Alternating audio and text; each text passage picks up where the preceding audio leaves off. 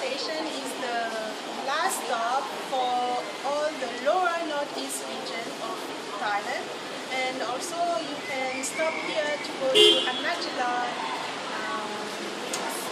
Yasothon, and maybe Sisaket. So in this place we are at the border of Laos. It's not far from Laos. So if you want to discover Ubon and cross to Laos border, this is the best. This is the place where you have to come.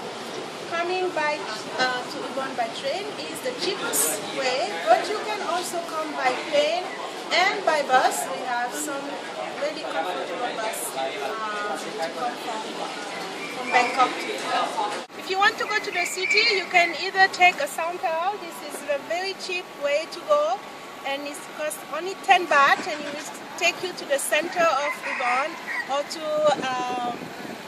Tung Sim Luang Park.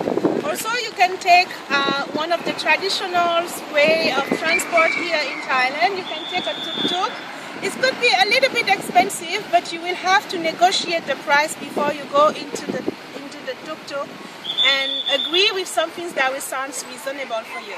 Also, you can take the most modern way, of course, taxis. They are at the back, and they can take you any place you want, any hotels. They are not too far from here.